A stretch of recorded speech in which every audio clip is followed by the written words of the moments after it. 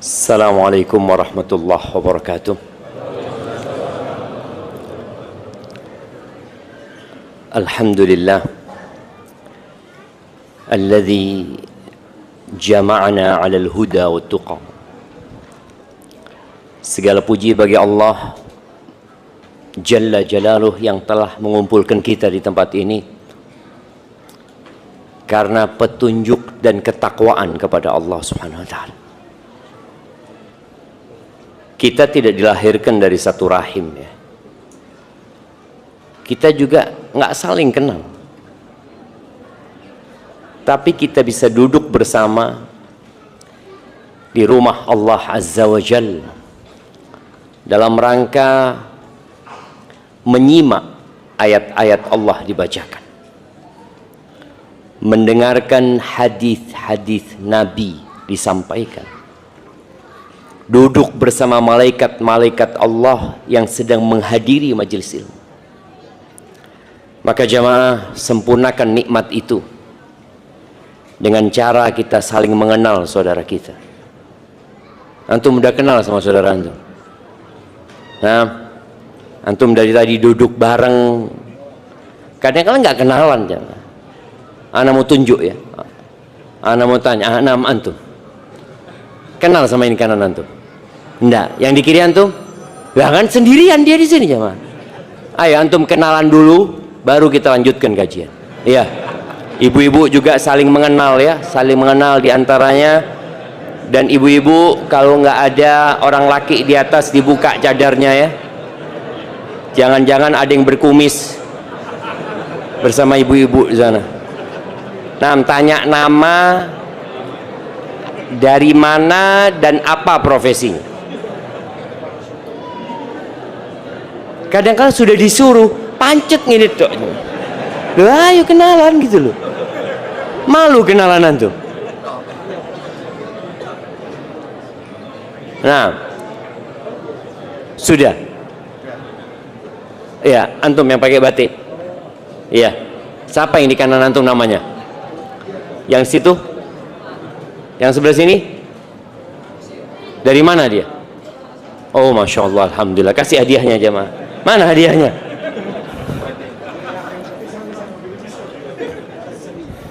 Lu mana hadiahnya? Ambil no pisang itu. Apa cerita nih? Allahumma salli wa sallim ala abdika wa rasulika Sayyidina wa maulana Muhammadin wa ala alihi wa ashabihi ajma'in. Ya Allah, semoga salawat dan salam, berkah dan nikmat senantiasa Engkau curahkan untuk hamba kekasih-Mu, untuk baginda Nabi kita Muhammad alaihi salatu wassalam, untuk keluarga beliau, untuk istri-istri beliau, untuk putra-putri beliau, dan untuk seluruh sahabat Nabi. Semoga Allah meridai kita bersama mereka. Amma ba'd, ahibati fillah, betapa kerasnya hidup tatkala mata air ukhuwah Islamiyah itu mengering. Kita nggak lagi peduli sama saudara kita. Tatkala aliran cinta karena Allah tak lagi mengalir. Kita hidup nafsi-nafsi, individualisme, ego, membuat kehidupan ini jadi penuh dengan penderitaan. Kalau antum membaca sejarah tentang bagaimana hidupnya para salafus saleh, tentang bagaimana para sahabat Nabi tatkala mereka masuk Islam dianggap saudara, cinta meliputi saudara yang baru masuk Islam ini, siap berkorban untuk saudaranya, siap hidup susah demi saudaranya.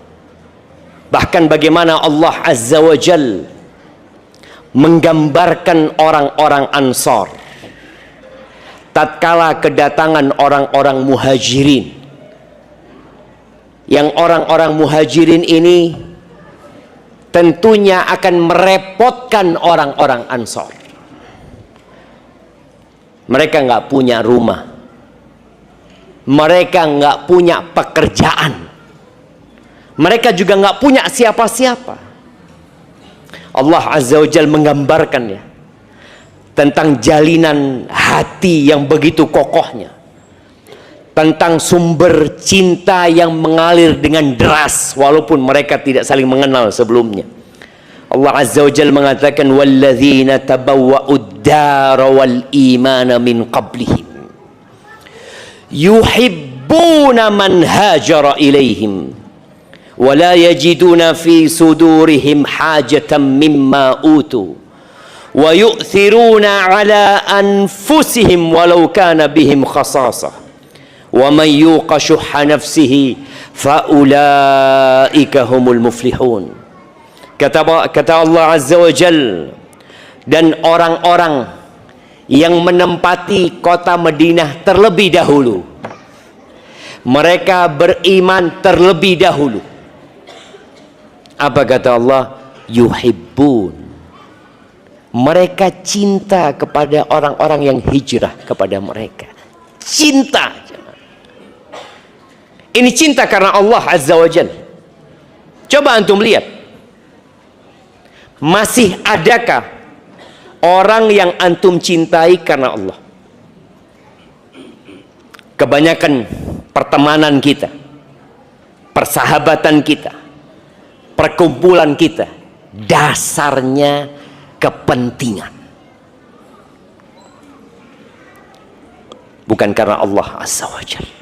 Ya, terkadang seakan-akan dibungkus dengan kecintaan karena Allah. Ini orang-orang Ansar, Allah Jalla Jalaluh memberikan kesaksian isi hati mereka. Yuhibbun, karena bicara cinta, ini urusan hati. Banyak di antara kita yang pura-pura peduli sama saudaranya. Yang kelihatan dari raut wajahnya, dia sebenarnya keberatan dengan keberadaan saudaranya. Ini orang Ansor, yuhibbun, cinta sama orang-orang yang bakal ngerepotin mereka, yang mereka harus berbagi rumah sama mereka, mereka harus berbagi makan bersama orang-orang muhajirin ini. Yuhibbuna man hajara ilaihim wala yajiduna fi sudurihim hajatan mimma utu. Sama sekali nggak ada keberatan di hati mereka dengan apa yang diberikan kepada orang-orang muhajirin.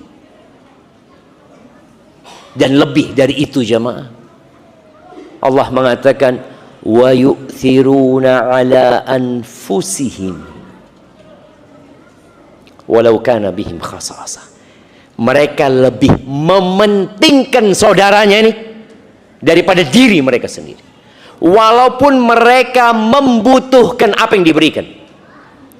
Kalau antum kaya raya berbagi sama orang lain karena ada kelebihan harta antum, antum bantu saudara antum, itu biasa. Memang hartanya antum banyak. Kalau antum berbagi kepada orang lain karena antum sedang tidak butuh dengan apa yang antum miliki, ya mulai antum ada kelebihan di sini.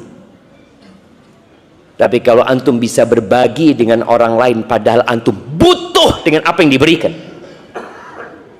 ini orang-orang spesial yang Allah menyebutkan di akhir ayat di surat Al-Hasyr ini, wa may yuqa syuhha nafsihi, barang siapa yang dijaga dari kekikiran jiwanya. Wallah jamaah, kita punya sifat bakhil. Kita cinta dengan apa yang kita miliki. Wa innahu lihubbil khairi la syadid. Sesungguhnya manusia itu, kecintaan dia kepada harta, sangat dahsyat sekali. Maka barang siapa yang dijaga dari kekikiran dirinya, faulaika humul muflihun, mereka ini orang-orang yang beruntung jamaah. Ahibati fillah, kadangkala dalam kehidupan persahabatan kita, persaudaraan kita, kita melakukan perkara-perkara yang merusak persahabatan itu sendiri, yang merusak ukhuwah Islamiyah itu tanpa kita sadar. Hari ini kita akan bicarakan apa saja yang membuat persaudaraan kita jadi rusak, yang boleh jadi pada hari kiamat nanti saudara kita nuntut sama kita. Kenapa? Karena dia punya hak yang harus kita berikan. Dan hak yang paling utama adalah hak dicintai. La yu'minu ahadukum, kata Nabi alaihi salatu wasallam, tidak beriman seseorang di antara kalian hatta yuhibba li akhihi ma yuhibbu li nafsihi, sampai dia mencintai saudaranya seperti mencintai diri dia sendiri. Allahu Akbar jamaah. Tidak beriman. Kita ini kadang kalau sudah merasa paling baik, padahal hak saudara kita belum kita berikan. Hakul muslim alal muslimi sid.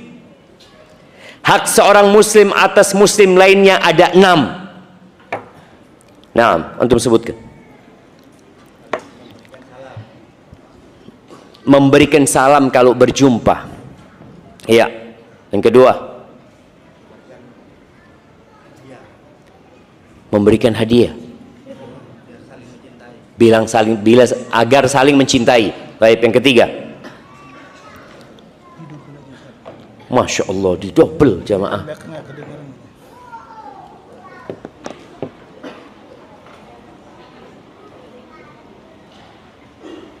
Nah, lanjut. Bismillah. Kalau minta nasihat, kasih nasihat. Kalau sakit dijenguk. Berapa sudah? Coba dihitung tuh. Kalau berjumpa, telepon salam. Kalau sakit dijenguk. Kalau minta nasihat, kasih nasihat. Butuh bantuan ditolong. Nah, berikan hadiah. Sudah. Enggak apa-apa, sudah. Anak kasih hadiah buat antum. Masya Allah. Ya, siapa yang mau lengkapin? Nah, mengantar jenazah. Kalau mati, ya kalau mati diantarkan jenazahnya. Jadi kalau bertemu ucapkan salam. Kalau sakit dibesuk. Kalau minta nasihat kasih nasihat.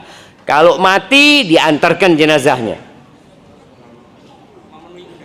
Kalau diundang penuhin undangannya. Satu lagi.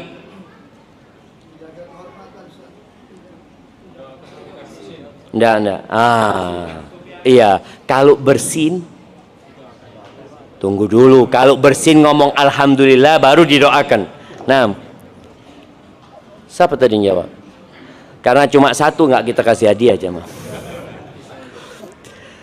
Subhanallah. Iya, itu hak saudara kita. Kita kasihkan nggak jemaah? Sebagian kita memberikan hak ini hanya kepada yang dia kenal. Kalau nggak kenal nggak dikasih. Contoh kita sholat di masjid kampung. Ketika ketemu sama yang dikenal, assalamualaikum. Nggak kenal, biasa aja. Loh, ikut dulurmu loh. Enggak, Ustaz, nggak pernah anak ketemu dia. Allah Azza wa Jal mengatakan innamal mu'minuna ikhwah.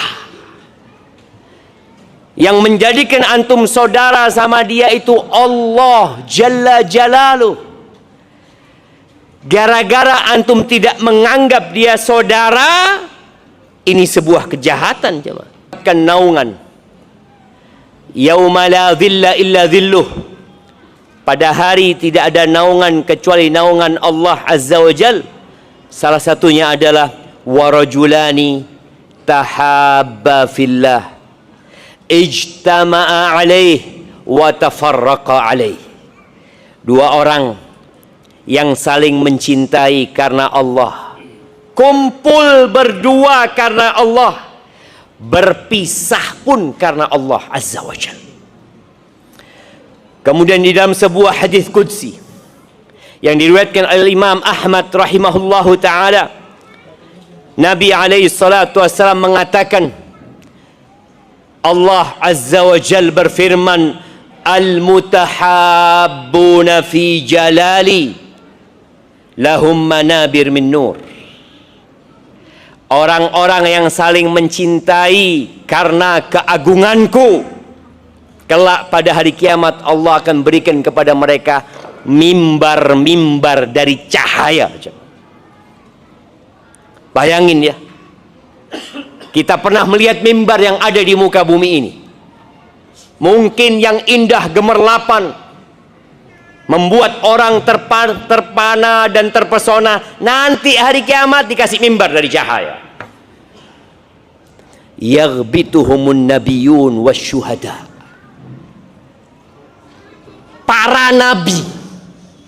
Para nabi, kita tahu bagaimana kedudukan para nabi.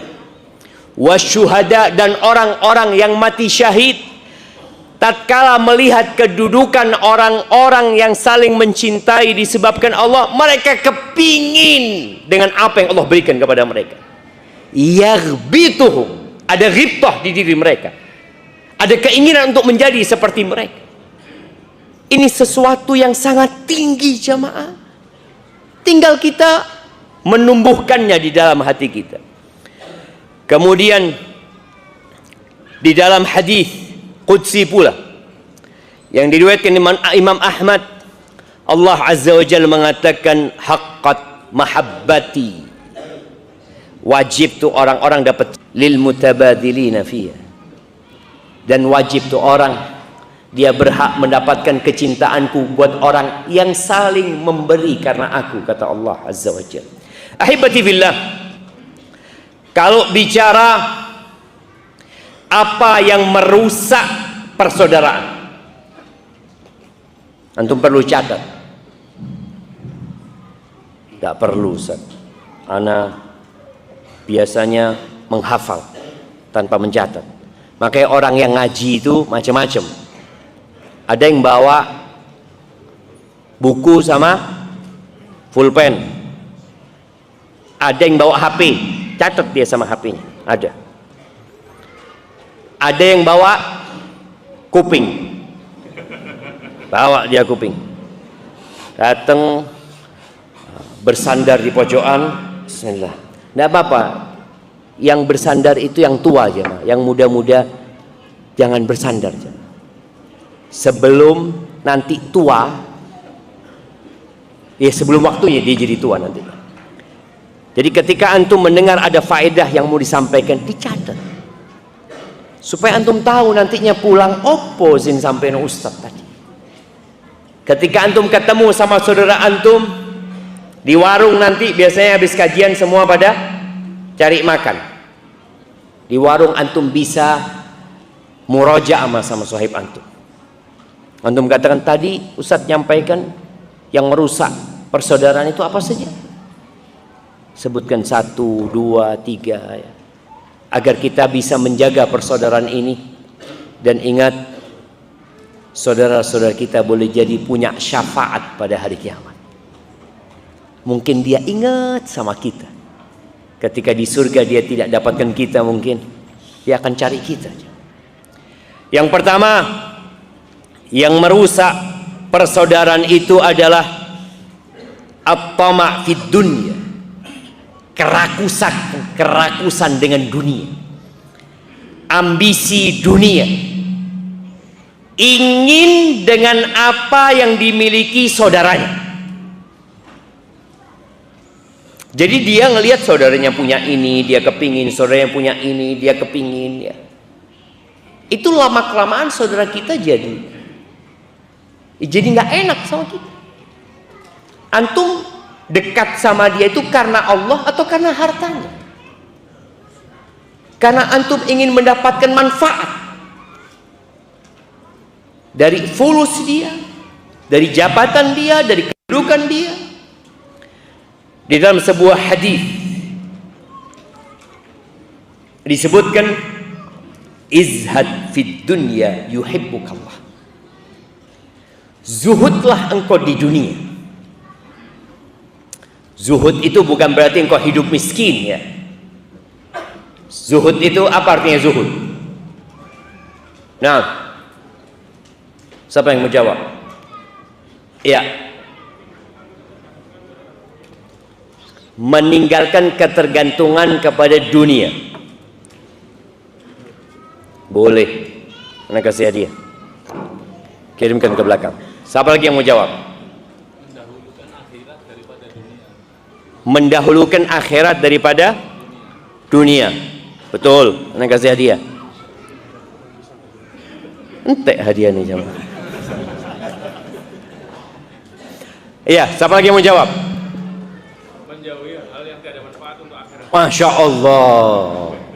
Iya, kasih 3 pisangnya. Teluan, biar dia bagi sama saudaranya. Masya Allah, Masya Allah. Antum kenalan sama siapa tadi? Antum kasihkan ke saudara antum. Iya, zuhud itu sebagian ulama memberikan definisi seperti yang disebutkan. Tarku ma la yanfa' fil akhirah. Meninggalkan segala sesuatu yang tidak bermanfaat buat akhiratnya. Kalau antum punya mobil manfaat buat akhirat antum berusaha cari mobil. Anak kepingin punya mobil, Ustaz. Kenapa? Biar tonggo-tonggo kalau butuh bisa pakai mobil anak. Ada orang yang beli mobil kayak karena niat itu jemaah. Ya adalah mungkin ya 1-2. Dia buka usaha. Saya mau buka usaha lagi Ustaz. Di sana saya buka cabang, di situ buka cabang. Untuk apa? Supaya anak banyak amalan. Supaya anak bisa membantu pesantren-pesantren yang ada.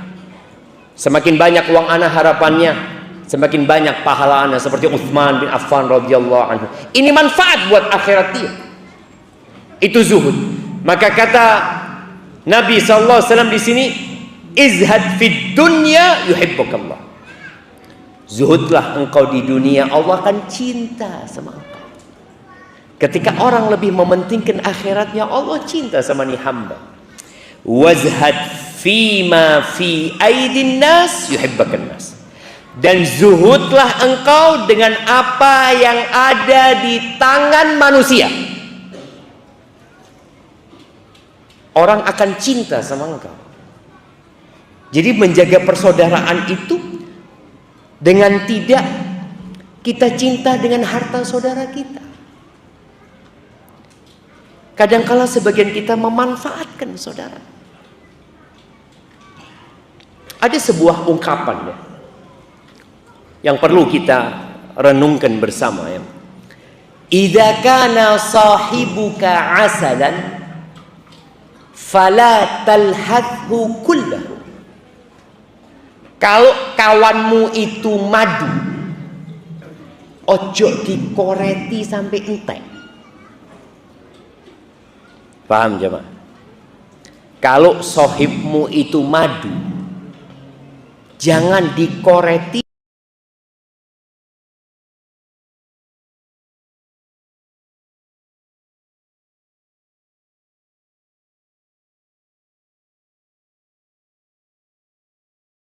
yang merusak persahabatan. Allah Azza wa Jalla memberikan arahan kepada Nabi alaihi salatu wassalam. Kalau ini arahan buat Nabi, apalagi buat kita. Allah mengatakan di surah Qamar ayat 131, wala tamuddanna 'ainaik. Jangan engkau melemparkan pandangan mata ila ma mata'na bihi azwajan minhum zahratal hayatid dunya linaftinahum fi. Jangan memandang kepada orang-orang yang Allah kasih harta, Allah kasih banyak kenikmatan dunia, bunga-bunga dunia, linaftinahum fi. Padahal Allah sejatinya ingin menfitnah mereka, menguji mereka, mencoba mereka dengan dunia yang kita lakukan. Jadi dosa ini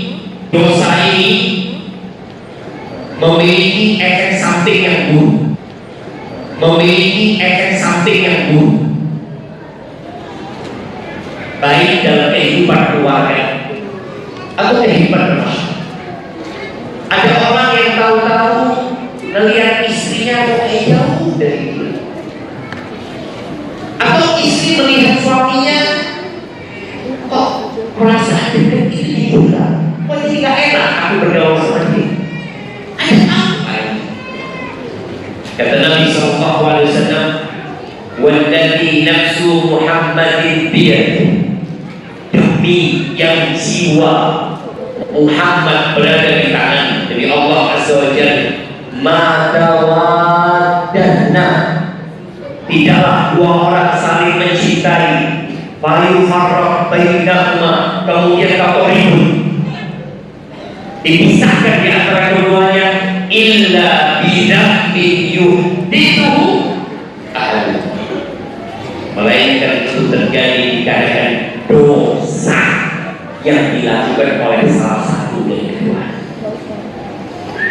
Jadi ketika antum melihat, kenapa ya temanku kok berubah, kok nggak kayak kemarin, kok kayak kaku di depan aku, kenapa?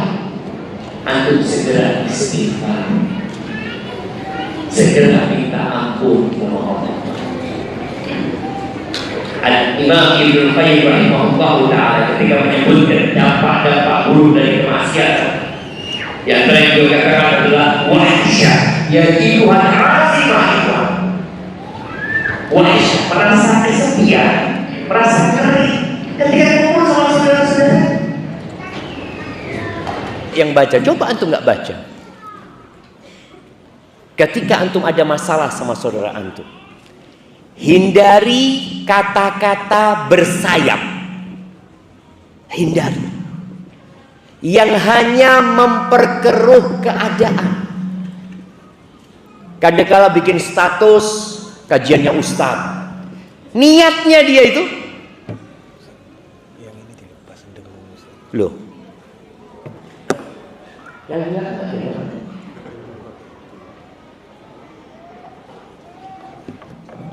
yang di belakang dengar enggak? Hah? Kalau udah nggak dengar masuk ke dalam. Iya. Dengar tapi yang di belakang. Coba angkat tangan yang belakang. Kalau dengar. Bukan yang dari dalam, di luar sono. Yang di luar dengar? Alhamdulillah. Yang di atas dengar? Kerungu ibu-ibu jangan. Nih, mama yang suka bikin status ya. Maka tolong ketika engkau harus bikin status dan engkau sedang ada antara mereka, setan itu nggak suka jemaah kalau ada dua orang saling mencintai karena Allah ngomong. Maka akhirnya mulai ada perasaan tidak suka kita sama saudara kita. Jamaah rahimakumullah. Ingat ya, lo tabayyun. Berarti antum mempercayai keomongan orang fasik ini. Katakan kepada dia, afwan ya. Kalau memang dia ngomong gitu, kasih nasihat dia. Antum jangan pindah omongan itu kan. Antum mau merusak hubungan ana sama dia. Ahibati billah, al-kalimatut thayyibah shadaqah. Ya, sebagian kita nggak bisa sedekah sama fulus. Sedekah dengan kata-kata yang baik. Plus bergurau, debat. Kita tuh kadang-kadang sama saudara kita debat dengan perdebatan yang nggak ada gunanya. Debat masalah politik, debat masalah makanan. Engkau tahu makanan yang paling enak itu soto yang di pojokan sana. Oh, enggak, salah antum. Enggak enak yang sana itu kata dia. Terus yang paling sebelah sini, oh, enggak, antum belum nyoba antum. Itu makanan orang-orang kaya yang di sana. Ribut. Akhirnya enggak nyopok. Nabi alaihi salatu wassalam mengatakan, ana za'imun bi baitin fi rabadil jannah. Aku menjaminkan rumah di pelataran surga. Liman tarakal mira'a wa in kana muhiqqan. Bagi orang yang meninggalkan perdebatan walaupun dia benar. Dan perdebatan sering terjadi di kolom komentar. Iya, sama-sama, sama saudaranya, sama-sama muslim. Itu yang komentar, yang mungkin komentarnya nggak enak, itu muslim loh. Dia muslim, mungkin dia memang nggak cocok. dengan materi kajian itu. Antum akhirnya milih kata-kata yang buruk. Datang nih setan. Ketika antum datang mengomentari, tolong komentari dengan komentar yang baik. Tidak usah debat di sana. Antum katakan, ya mungkin antum punya pandangan lain. Semoga kita bisa belajar lebih banyak lagi. Ustadznya nggak debat. Muridnya juz amma tidak hafal. Oh, juz amma Ustaz, hafalannya cuma 3, tapi kalau suruh debat seakan-akan pejuang paling depan menegakkan kebenaran. Nah, Allah kalau bicara tentang dialog ini jamaah, Allah mengatakan wajadilhum billati hiya ahsan. Ini ada masalah-masalah yang layak untuk didiskusikan, maka berdialoglah dengan mereka dengan cara yang lebih baik. Karena orang kalau sudah debat ada ego, dia sudah merasa dia yang paling benar, maka dia berusaha untuk mencari pembenaran, bukan mencari kebenaran. Maka sudah antum tinggalkan. Ini bukan waktunya debat sama mereka. Dan biasanya laitahu kamadan yamutu, kalau engkau biarkan dia akan mati penasaran. Mati di sini. Dilihat dia tiap 5 menit, kok nggak ono sing komen ya? Opo kurang menggigit mungkin komennya. Biarkan. Kita yang harus pintar. Kenapa? Karena dia saudara kita. Ahibati billah. Kemudian di antara yang menyebabkan rusaknya persaudaraan adalah ngomong bisik-bisik di antara saudaranya, apalagi cuma bertiga. Anak ingat ya, ketika kita baru masuk pondok itu diajarin adab ini. Karena kita di pondok namanya anak-anak baru masuk, kadang-kadang kita punya sahabat yang deket ya. Pas kita bertiga, kita bisik-bisik sama teman kita ini. Itu membuat setan memanfaatkan momentum itu untuk merusak. Allah Azza wa Jalla mengatakan innaman najwa minasyaitan. Bisik-bisik itu dari setan agar membuat sedih orang-orang yang beriman. Tapi kalau banyak orang, mungkin antum seperti sekarang di masjid kemudian antum bisik-bisik, ya mungkin nggak ada masalah karena ada rahasia yang ingin disampaikan. Tapi kalau berduaan, jangan sampai ya. Idza kuntum salasatan, kata Nabi SAW, apabila kalian bertiga, fala yatanajatsnani duna sahibihima. Kalau kalian sedang bertiga, jangan sampai 2 orang berbisik-bisik tanpa yang ketiga, karena itu akan membuat dia sedih. Kalau sekarang nggak bisik-bisik, ngomong pakai bahasa Arab. Bahasa Arab, tidak ngerti. Loh, tidak boleh terjemah. Karena hukumnya seperti berbisik-bisik. Kemudian di antara yang merusak persaudaraan di antara kita jemaah adalah lama tidak menghubungin dia. Paling tidak antum WA dia. Paling tidak ketika Idul Fitri, Idul Adha, ana merasakan ya, ana termasuk orang yang mungkin semoga diampuni Allah Azza wa Jalla ya. Kadang-kala kita nggak pernah WA saudara kita, saudara yang sepupuan ya. Memang kita satu grup ya. Kadang-kala kita perlu WA dia, tanya gimana kondisinya, gimana keadaannya. Yang dengan seperti itu tali persaudaraan, apalagi kalau di situ ada silaturahim, akan semakin menguat. Sampai Nabi SAW berbicara secara khusus ya untuk silaturahim ini. Jadi saudara yang ada hubungan kekerabatan. Bullu arhamakum walau bisalam. Basahi tali rahim kalian walaupun hanya sekedar mengucapkan salam.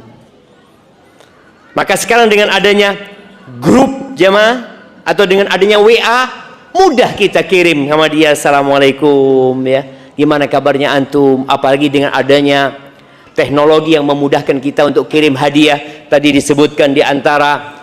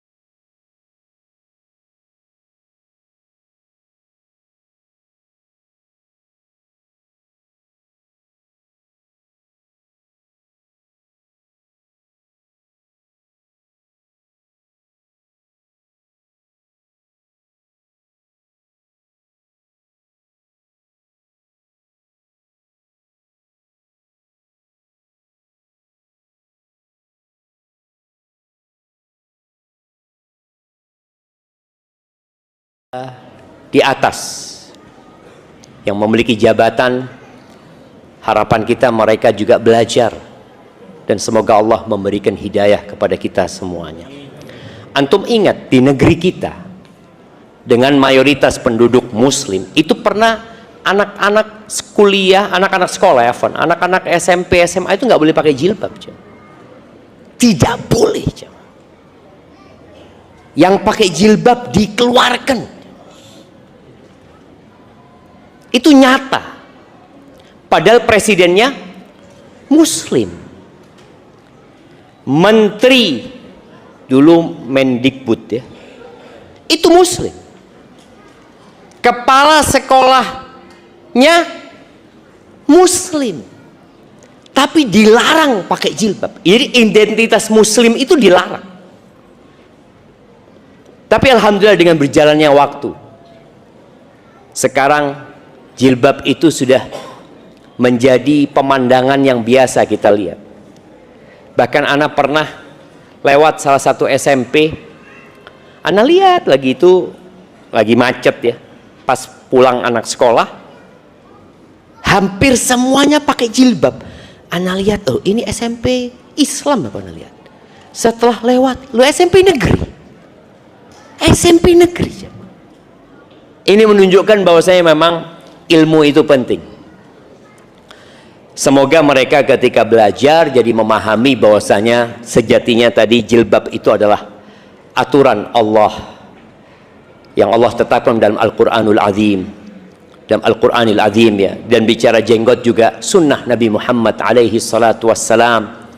Yang kalau kita lihat di barat pun ya, polisi, tentara pun pakai jenggot, nggak ada masalah gitu loh jamaah. Maka buat yang bertanya, ketika antum di tempat itu bekerja dan bisa memberikan dakwah di tempat itu, artinya keberadaan antum di tempat itu bukan hanya untuk cari uang saja. Ikhwah, orang-orang beriman itu bersaudara. Kalau berjumpa, assalamualaikum. Dia aja, ayo ngobrol di rumahku, duduk ini. Aduh, minta maaf ya, aku ada acara, minta maaf. Tapi jangan sampai akhirnya antum tidak bertegur sapa dengan dia. Barakallahu fikum. Afan Ustaz, ana berat ini jemaah. Ana cinta dengan akhwat teman SMP sudah menyimpan rasa sejak lama. Sekarang posisi ana masih kuliah. Ia pun masih kuliah. Ingin rasanya melamar. Namun ana merasa minim ilmu dan perlu belajar lebih lama. Tapi ana takut keduluan, Ustaz. Mohon sarannya, jazakallah khair. Iya jemaah, memang ya kalau menikah berlandaskan cinta, apalagi cintanya karena Allah, itu menyenangkan pernikahannya jemaah. Rasul sallallahu alaihi wasallam mengatakan lam yura lil mutahabbaini mithlun nikah.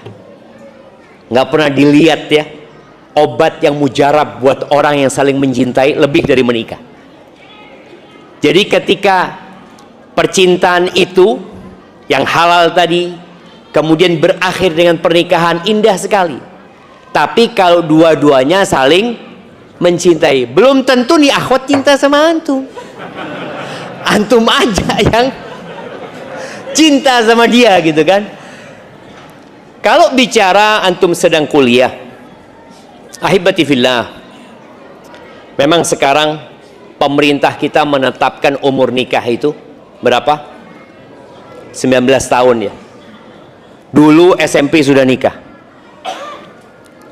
SMA sudah nikah, dan hasil dari pernikahan masa dulu itu kita nih.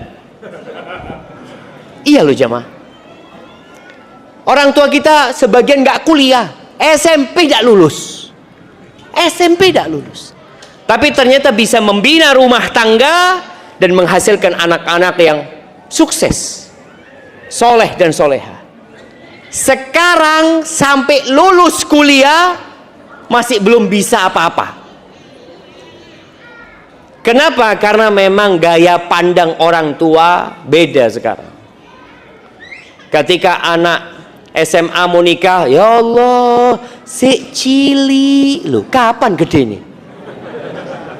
SMA ketika anak SMA mau nikah, ya Allah, si cili lu kapan gede nih? SMA fulan yang antum kenal Ustaz, bapaknya itu satu saudara 25 Ustaz. Satu saudara 25. Bener antum? Coba antum telepon, anak tanya sama dia. Bener saudara bapak antum 25? Iya Ustaz. Dari satu ibu, dan anak punya nenek nggak punya pembantu Ustaz. Mungkin nikahnya umur 12 tahun atau 14 tahun. Bisa punya anak 25 dan semua anaknya jadi orang, nggak ada yang jadi macan jemaah. Nah, sahih. Artinya nih orang tua, dia tahu dia nggak punya pembantu. Dia mau tidak mau harus mendidik anak pertamanya bagaimana bisa membantu ibunya. Bagaimana dia bisa ngurusin adiknya. Terus seperti itu. Kadangkala ibunya lahiran, anaknya ini bisa ngurusin adik-adiknya. Nggak punya pembantu. Yang anak heran, nggak ada Ustaz. Nggak ada. Dan bukan orang kaya orang tua anak. Apa kakeknya itu? Tapi bisa. Berarti masalahnya di siapa? Di kita yang mendidik anak-anak. Selalu kita katakan masih kecil, masih kecil, masih kecil. Terus umur 40 tahun saya main game. Apa? Saya cilik. Bayangkan ya, kita tahu game itu dulu yang bermain siapa? Anak kecil. Sekarang umur swida guyung-guyung cewek ya, Pak. Astagfirullahaladzim. Tadi ada ya yang harus diperbaiki.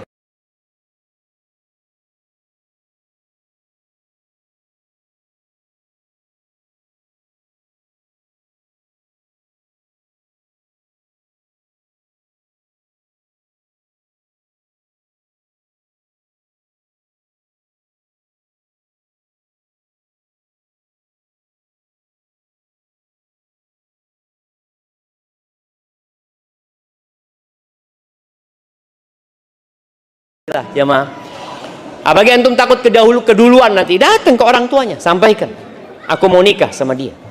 Dan itu jemaah sekali lagi perlu anak-anak kita dididik dewasa.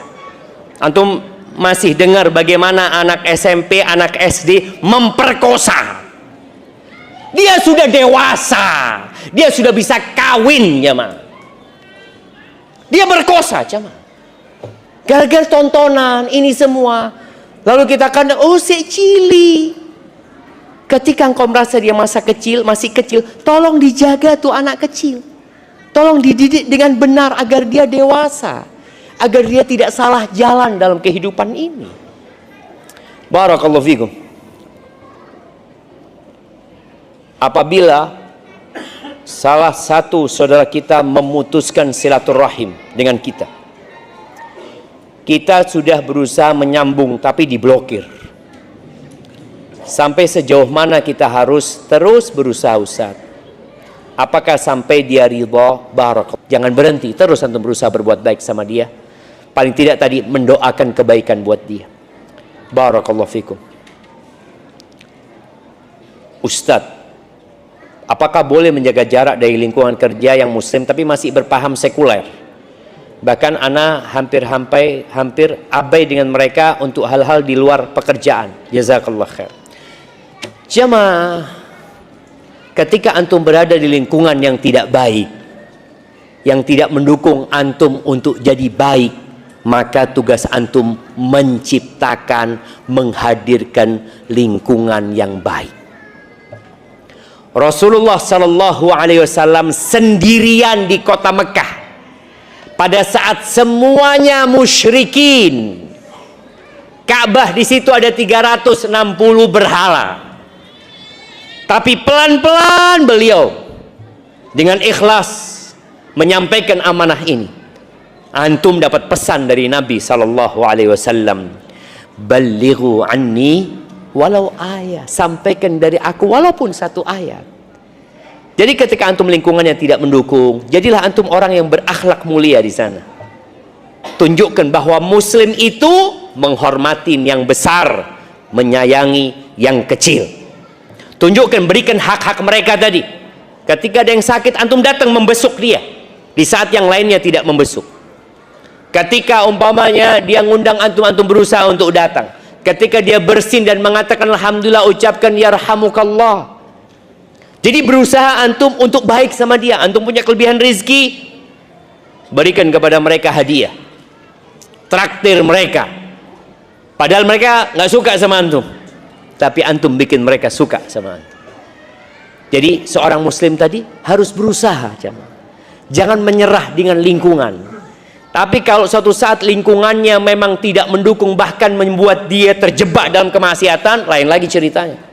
Harus hijrah, harus meninggalkan tempat itu. Karena iman dan hidayah lebih mahal daripada pekerjaan antum. Itu kalau memang sudah antum terjebak dalam dosa-dosa bersama mereka. Ustadz jazakallah khair telah mau baca. Ana nggak kepingin baca sebenarnya, cuma dia sudah ngomong kayak gitu jemaah. Ustadz, salahkah? Ana minum dulu jemaah. Bismillah.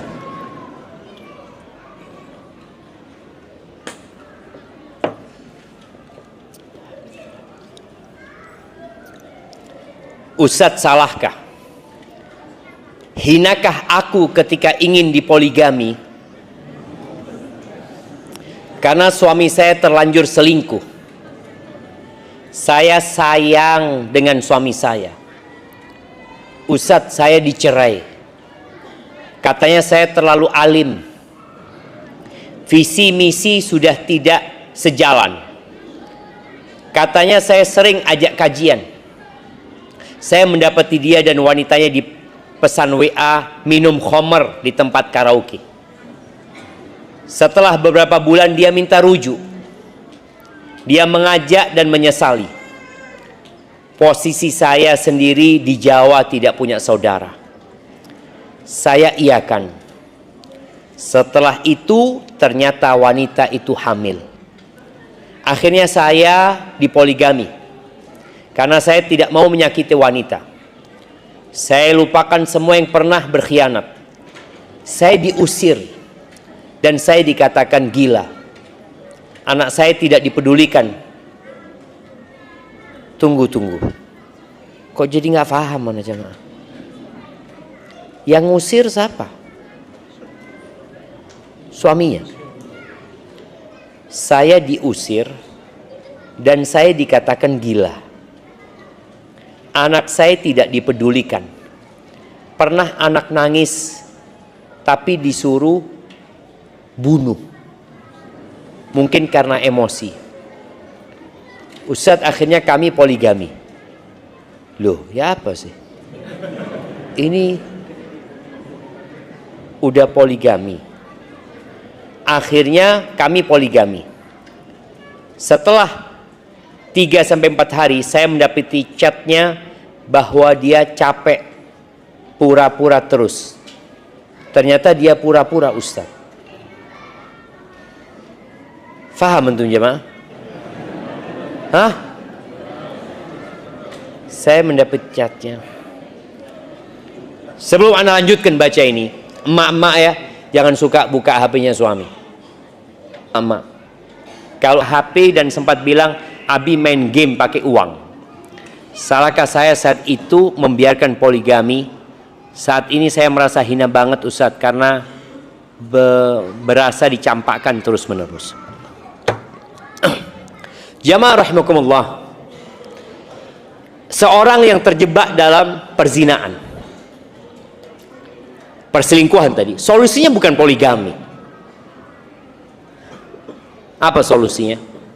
Bertobat kepada Allah Azza wa Jalla. Kalau dia berpikir dengan dia menikahi selingkuhannya, kemudian dia terhenti dari dosa, kalau dia nggak tobat, tetap dosanya. Dosa zinanya itu belum diampuni. Kadangkala ada anak-anak nih pacaran sampai berzina kemudian menikah. Dan menikahnya resmi, dapat buku nikah, dia mengira sudah selesai dosa-dosa dia. Nggak selesai loh. Dosa-dosa besar itu harus dengan bertaubat. Dan seorang wanita tadi, kalau dia mendapatkan suami yang jauh dari ketaatan kepada Allah, kemudian dia berzina, kemudian dia minum khamar, dia ini nggak perlu maafnya istri. Yang dia perlukan adalah maafnya Allah Azza wa Jalla. Makanya ketika ada seorang wanita yang datang kepada Nabi SAW mengatakan, ya Rasulullah, ini hubla minaz zina, aku hamil dari hasil zina. Nabi tidak bertanya dengan siapa engkau berzina, nggak ada. Ini dosanya dia. Suaminya yang berzina dosa, tapi yang ngaku nih perempuan, ya perempuan ini yang dihukum. Maka hendaklah, kalau dikatakan tadi perempuan ini membiarkan suaminya poligami, seharusnya yang dia lakukan bagaimana mengajak suaminya untuk bertobat kepada Allah Azza wa Jalla, bukan poligami.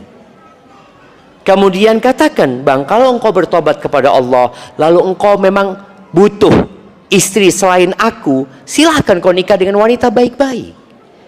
Ini istri baru baik. Tapi kalau dibiarkan tuh nikah dengan perempuan yang memang tidak baik, teman berzinanya dia, akhirnya dampaknya kepada rumah tangganya kacau. Maka nasihat anak buat perempuan ini, ya bertobatlah kepada Allah, beristighfar, mohon ampun kepada Allah Azza wa Jal. Dan berkaitan dengan engkau dengan suamimu, ingat yang putus itu hanya hubungan suami istri, hubungan anak sama bapaknya tetap, hubungan anak sama ibunya tetap. Jangan tumbuhkan kebencian di diri anak. Sampaikan kepada anak-anaknya, itu bagaimanapun tetap bapakmu, kalian harus berbakti. Tapi tadi kalau ternyata di tempat bapaknya anak-anak jadi tambah rusak, ya kita batasin. Kita batasin, udah ke rumah bapak, ketemu sebentar, kemudian pulang. Yang penting dia tetap tahu sama orang tuanya, dan bapaknya juga punya tanggung jawab terhadap anak-anaknya. Hadza wallahu a'lam bissawab ya. Jamaah, di antara fitnah terbesar laki-laki adalah wanita. Agar istri kita selalu cantik di depan kita, maka tundukkan pandangan kita. Tundukkan pandangan kita. Allah mengatakan, wa kullil mu'minin yaghuddu min absari. Katakan kepada orang-orang beriman, mereka menahan, menundukkan pandangan mereka. Wa yahfadhu furujahum. Dengan menundukkan pandangan, insya Allah kemaluan kita akan terjaga. Tapi kalau enggak, Ya, kesempatan untuk berzina di masa sekarang jauh lebih mudah daripada masa lalu. Sarana untuk berzina itu mudah sekarang dengan adanya handphone ini jamaah. Na'udzubillah min dzalik. Itu yang dapat Anda sampaikan, kurang lebihnya mohon maaf. Aqulu qauli hadza wa astaghfirullah li wa lakum wa lisairil mu'minin wal mu'minat fastaghfiruhu innahu huwal ghafurur rahim. Wassalamualaikum warahmatullahi wabarakatuh. Subhanakallah.